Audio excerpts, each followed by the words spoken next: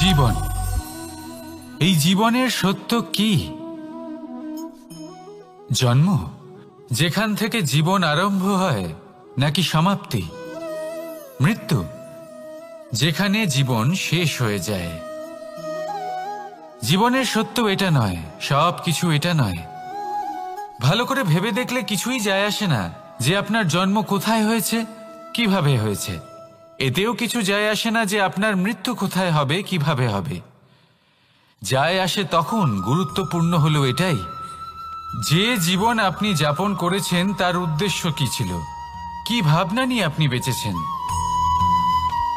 এখন যদি আপনি এমন কিছু করেন যার দ্বারা এই সংসার আপনার থেকে জীবন যাপনের প্রেরণা পেতে পারে, মৃত্যুর পরেও আপনার কর্ম দেখে তা স্মরণ করে জীবনে বাঁচতে শেখেন, তাহলে তার তাৎপর্য হলো আপনি নিজের কর্মের দ্বারা, নির্বাচনের দ্বারা অমর হয়ে গেছেন। দেখুন, জীবনে দুশ্চিন্তা করা হলো বৃথা, মৃত্যুর ভয়ও হলো বৃথা। কারণ আত্মা কখনো মরে না, তাকে কেউ শেষ করতে পারে না, না কাল, না মৃত্যু, আর না সময়।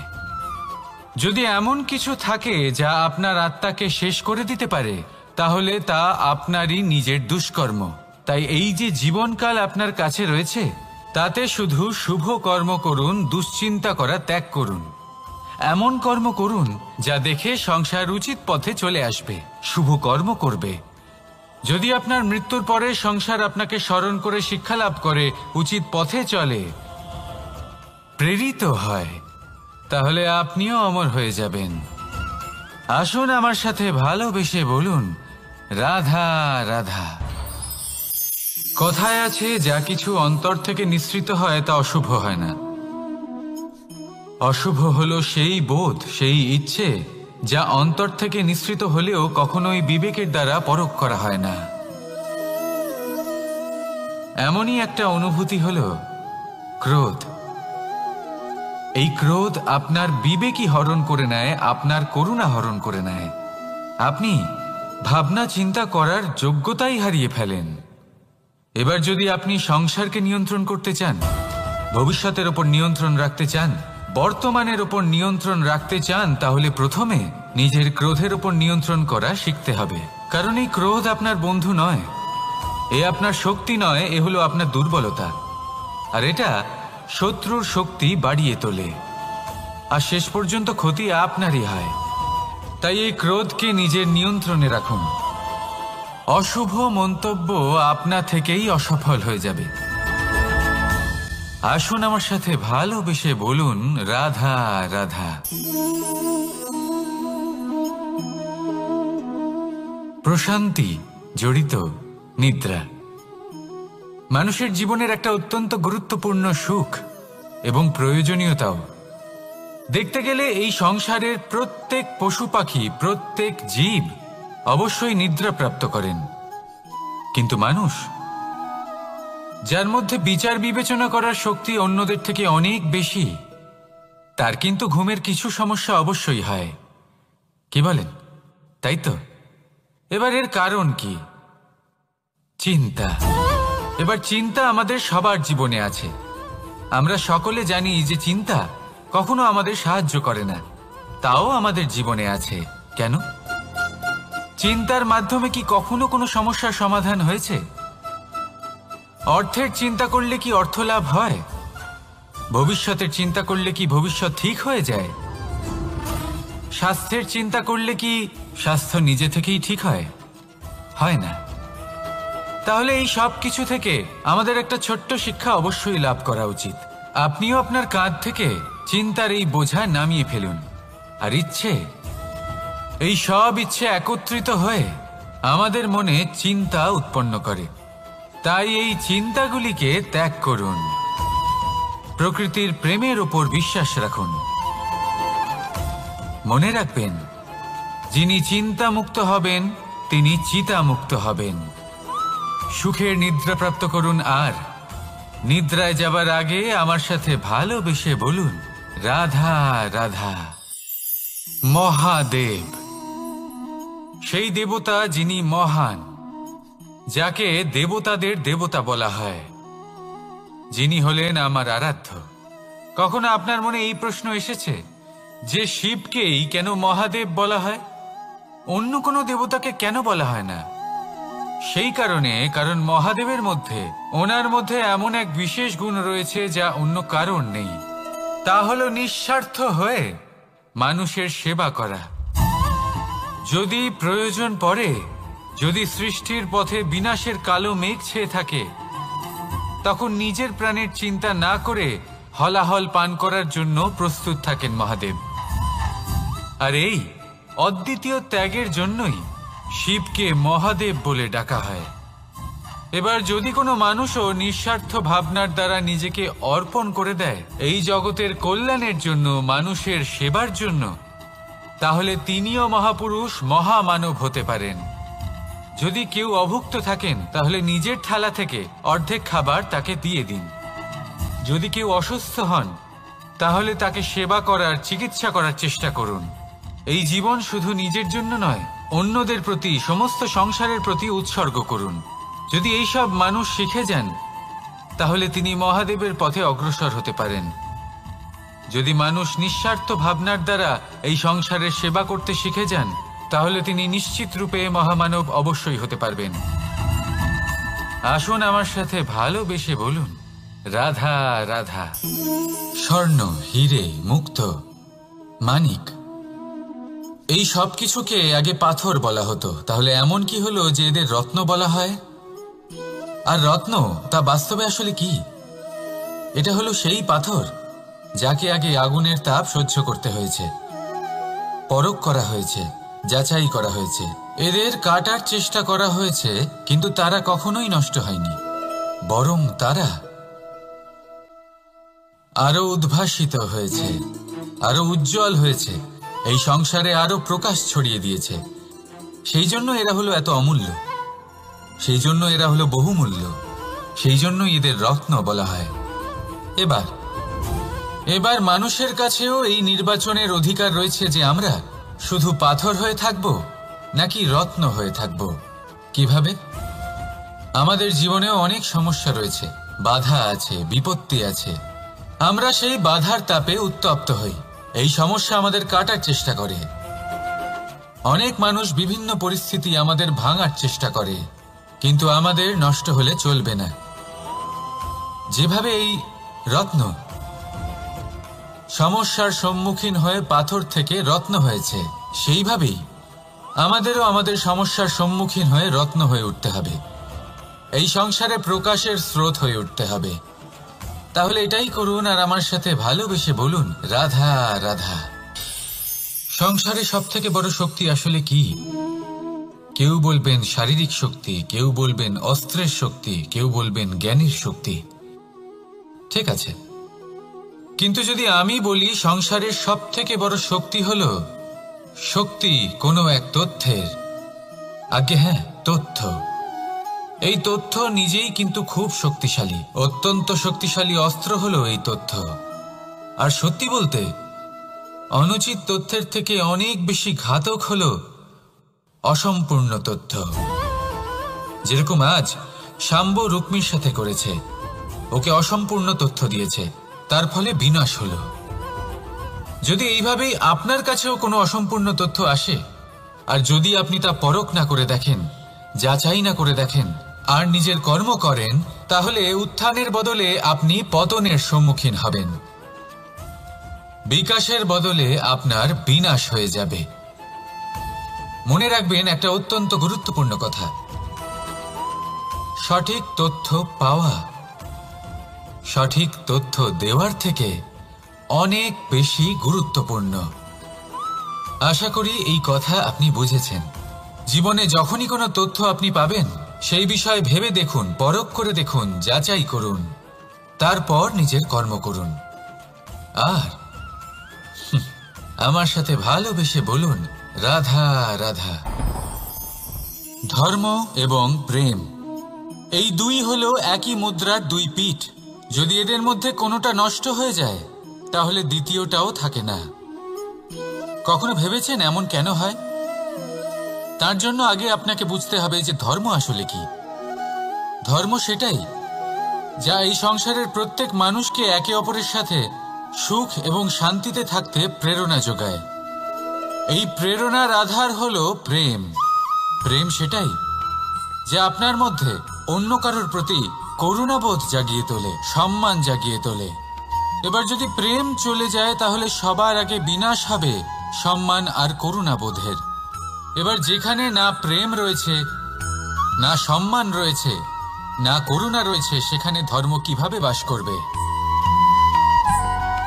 অশুভ ইচ্ছে জাগ্রত হয়ে ওঠে, ক্রোধ জাগ্রত হয়ে ওঠে, অহংকার জাগ্রত হয়ে ওঠে, আর তারপর আরম্ভ হয় অধর্মের।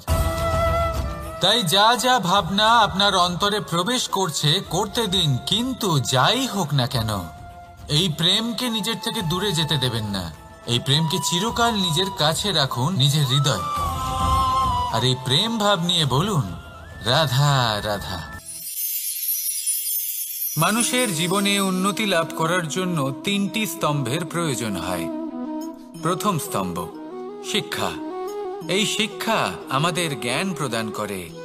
দ্বিতীয় স্তম্ভ ব্যবসা, যার দ্বারা আমরা ধন উপার্জন করি। তৃতীয় স্তম্ভ হলো আমাদের ঈশ্বর, আমাদের ইষ্ট। এনার সাথে যদি আমরা জুড়ে থাকতে পারি তাহলে এমন একটা মানসিক বল আপনি লাভ করবেন যেটা এই সংসারে আর কোথাও পাওয়া সম্ভব নয়। কিন্তু মানুষ অনেক সময় জীবনে এই 3টি স্তম্ভ লাভ করা সত্ত্বেও সামনে অগ্রসর হতে পারেন না। তখনও জীবনে কঠিন পরিস্থিতি আসতেই থাকে। এমনটা ঠিক কেন হয়? কারণ সে জীবনে এই 3টি স্তম্ভ লাভ করে নেয়, জীবনে প্রয়োগও করে, কিন্তু তার ভিতের কথা সে ভুলেই যায়। যেমন প্রথম স্তম্ভ অর্থাৎ শিক্ষা। এই শিক্ষার আধার হলো শুভ চেতনা। যদি অন্তরে শুভ চেতনা না থাকে তাহলে এই শিক্ষার কোনো গুরুত্ব থাকে না। দ্বিতীয় স্তম্ভ ব্যবসা। পরিশ্রম করে উপার্জন করতে হবে, এই কথাটা আমরা সবাই জানি এবং সবাই চেষ্টাও করি। কিন্তু ব্যবসা করতে করতে আমরা এটা ভুলে যাই আমাদের ব্যবহার কেমন হয়ে পড়েছে। এই ব্যবহার যদি শুভ হয় তাহলে আমাদের উপার্জন আস্তে আস্তে একটা স্থির জায়গায় এসে পৌঁছবে। এবং তৃতীয় স্তম্ভ আমাদের ভগবান। যদি ওনার স্মরণে আপনি যেতে চান তাহলে তার পূর্বে নিজের মা বাবাকে সেবা করুন, তাদের যত্ন করুন, তাদেরকে ভালোবাসুন, কারণ ওনারাই হলেন এই সংসারে আপনার সবথেকে বড় ইষ্ট। তাহলে 3 স্তম্ভের সাথে সাথে তাদের আধারকেও নিজের জীবনে প্রাধান্য দিন। কোনো সমস্যা আসবে না, জীবনে একের পর এক উন্নতি করবেন এবং এই মন প্রসন্ন হয়ে বলবে রাধা রাধা। সুখ, দুঃখ এবং শক্তি, এই 3 হলো এই সংসারের ত্রিদেবের মতো। আমাদের জীবনে যা কিছু ঘটছে এই 3টির ভিত্তির উপরেই হচ্ছে। আসলে এই সংসারের একটা নিয়ম আছে, যখনই আপনি কিছু লাভ করেন এই সংসার আপনার পরীক্ষা নেয়। এটা জানার জন্য আপনার পরীক্ষা নেয় যে আপনি যা কিছুই লাভ করেছেন আপনি কি আদৌ সেটার যোগ্য কিনা। ঠিক সেইভাবেই এই সুখ, দুঃখ এবং শক্তি আপনার পরীক্ষা নিয়ে থাকে।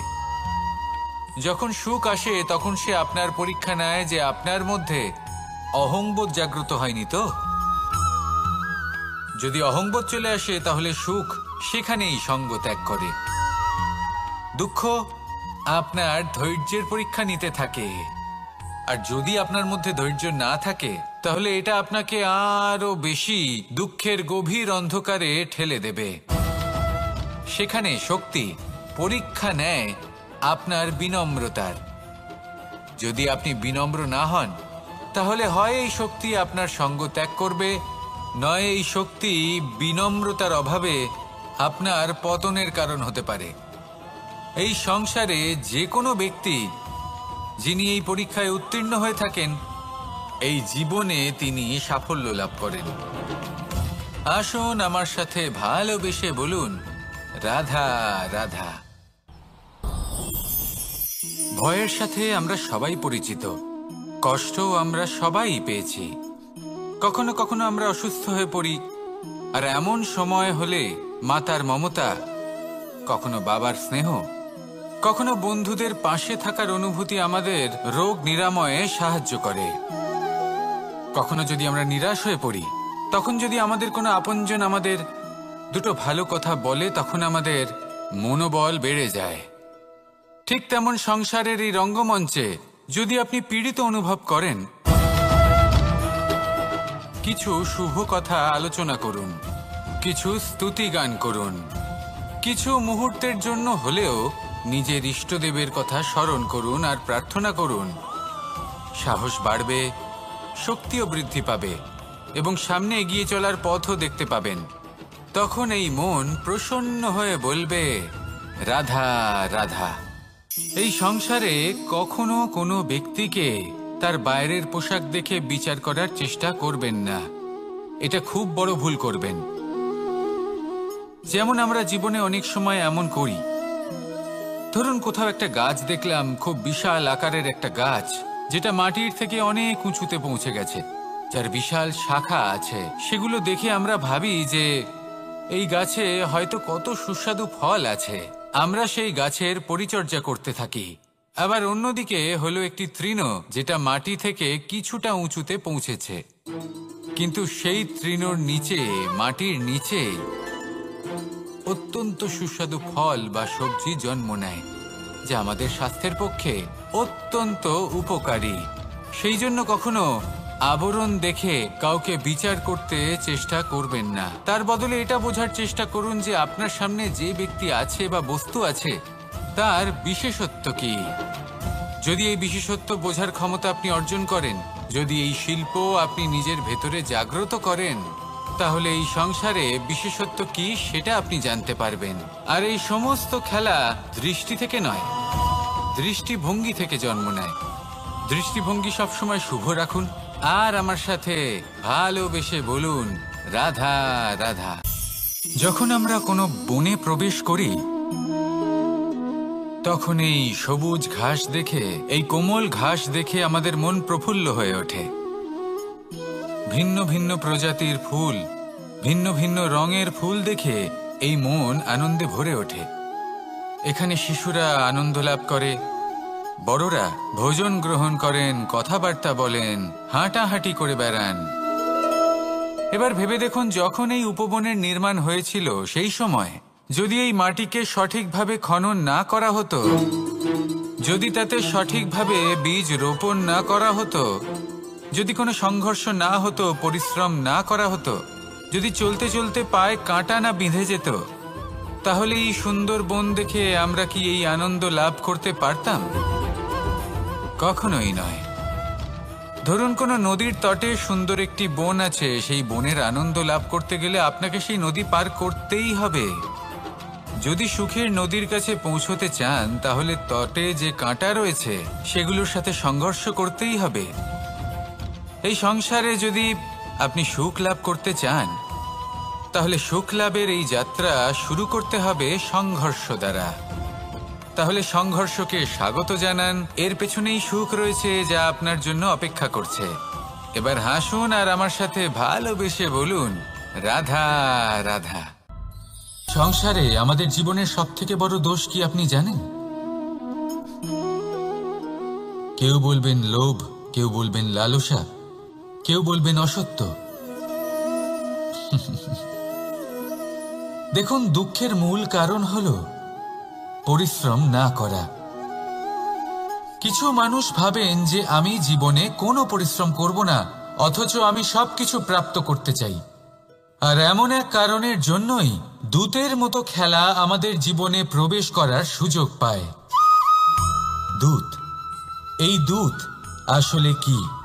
দূত অর্থাৎ কোনো পরিশ্রম ছাড়াই অন্য কেউ পরিশ্রম করে যা অর্জন করেছেন, যে সুখ সুবিধা অর্জন করেছেন, তা নিজের জন্য শুধুমাত্র একটা খেলার মাধ্যমে নিজের করে নেবার ইচ্ছে। আর এই ইচ্ছে অত্যন্ত বিনাশকারী হতে পারে। এই ইচ্ছে যদি আপনার বিবেক, আপনার মন, আপনার চেতনা, আপনার ভাবনা প্রবাহিত করে ফেলে, তারপরে আপনি চেষ্টা করতে শুরু করে দেবেন, আর সেইখান থেকেই আপনার পতন শুরু হবে। এই চেষ্টা করবেন যে অন্য কারোর জীবনের সমস্ত ধন, তার সমস্ত জীবন সম্পূর্ণভাবে নিজের করে নেওয়ার। কারণ প্রথমে আশা জাগ্রত হয়, আর এই আশা হতাশায় পরিণত হতে সময় লাগে না। এই হতাশা কুণ্ঠায় পরিণত হতে সময় লাগে না, কুণ্ঠা লোভে পরিণত হতে সময় লাগে না, আর এই লোভ প্রতিশোধ স্পৃহাতে পরিণত হতে সময় লাগে না। আর যখন এই সব কিছু হয়, আপনি দুষ্ট হয়ে যান। আর সবাই জানেন যে প্রত্যেক দুষ্ট ব্যক্তির পতন হলো অবশ্যম্ভাবী। তাই নিজেকে দূতের থেকে দূরে রাখুন আর পরিশ্রমকে নিজের কাছে টেনে নিন। জীবনে আপনার যা যা স্বপ্ন রয়েছে, যা আপনি করতে চান, শুধুই পরিশ্রম দ্বারা অর্জন করুন। তাহলে তাই করুন আর আমার সাথে ভালোবেসে বলুন, রাধা রাধা। জীবনে কিছু শেখা অত্যন্ত গুরুত্বপূর্ণ। এবার কি কি শিখতে হবে সেই সব শেখানোর জন্য অনেক শিক্ষক রয়েছেন, কিন্তু কি শিখবেন না আর কি করবেন না, এটা আমাদের নিজের অভিজ্ঞতা দিয়েই শিখতে হয়। কিন্তু তার মানে এটা নয় যে যদি আপনাকে শিখতে হয় যে আগুনের তাপ কতটা, আপনাকে আগুনের মধ্যে হাত দিতে হবে। না, অন্য কারোর অভিজ্ঞতা দ্বারাও শিখতে পারেন। প্রশ্ন শুধুমাত্র একটাই যে আপনি কি শিখতে চান নাকি চান না। যদি আপনি এটাই ভাবেন যে আমি শুধুই নিজের অভিজ্ঞতা দ্বারাই শিখতে চাই, তাহলে জীবনকাল ছোট মনে হবে, অনেক কিছুই শিখতে পারবেন না। তাই নিজের সাথে সাথে বড়দের অভিজ্ঞতা দ্বারাও শেখা শুরু করে দিন। এই সংসারের অভিজ্ঞতা দ্বারা শিখতে শুরু করে দিন। আর এটা নিশ্চিত রূপে শেখা আবশ্যক যে কখন কি করবেন না, কোথায় থামতে হবে আর কোথায় থামবেন না। তাহলে আসুন আর আমার সাথে ভালোবেসে বলুন, রাধা রাধা। ভোজন। এবার ভোজন সংগ্রহ করার জন্য মানুষ কি না করেন, সব সময় চেষ্টা করতে থাকেন।